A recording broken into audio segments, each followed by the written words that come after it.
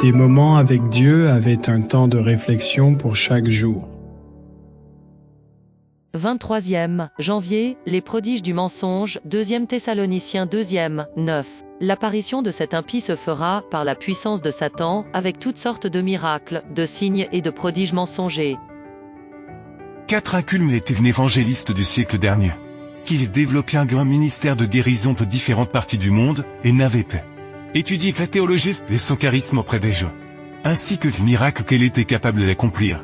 L'ont rendu si populaire et si célèbre dans le monde religieux, tout le monde croyait que c'était par les puissances de Dieu. Le Dr. William Knowles, chercheur à l'université de Philadelphie, a mené une étude sur les patients guéris par Catherine et a découvert que de nombreuses guérisons n'étaient réelles. Des malades sont morts de toute façon après avoir été soi-disant guéris. On a également découvert que de nombreuses personnes étaient payées pour faire semblant d'être malades et qu'au contact de Catherine elles se levaient. Cependant, il y a eu d'autres occasions de vraies guérisons ont eu lieu. Mais en découvrant la vie de Catherine, qui s'est prêtée à des escroqueries et qui a même fait l'objet de plaintes, nous pouvons voir que les fruits de sa fait n'indiquent pas que la puissance avec laquelle elle agit était de Dieu telle d'un autre esprit.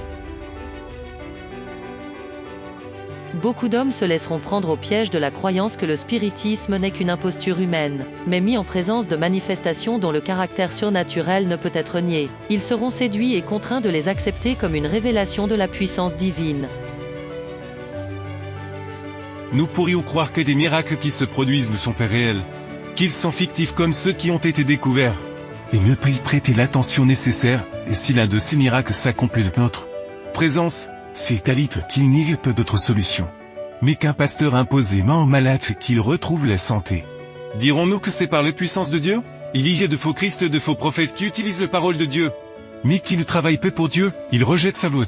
Ils ne parlent pas selon les Écritures, mais ils font des miracles. Dieu n'a que faire des gens qui prophétisent en son nom, qui font des miracles. Il les appelle des ouvriers du mal, car leurs fruits montrent qu'ils ne servent pas Dieu.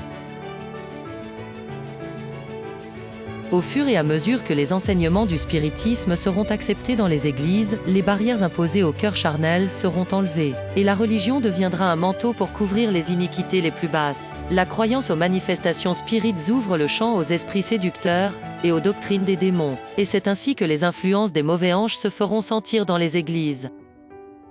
Si vous prêtez plus d'attention aux miracles qu'à la parole de Dieu, prenez garde, Satan est pour vous égarer, c'est le moyen qu'il a toujours utilisé pour garder le monde sous son contrôle. Vous n'avez pas besoin d'aller dans une église où il y a encore des miracles pour être trompé. Il suffit d'accepter des croyances simples. Ou des mouvements charismatiques qui parlent de choses surnaturelles, ça fait présent. Un simple horoscope, une lecture de lignes de Gemma.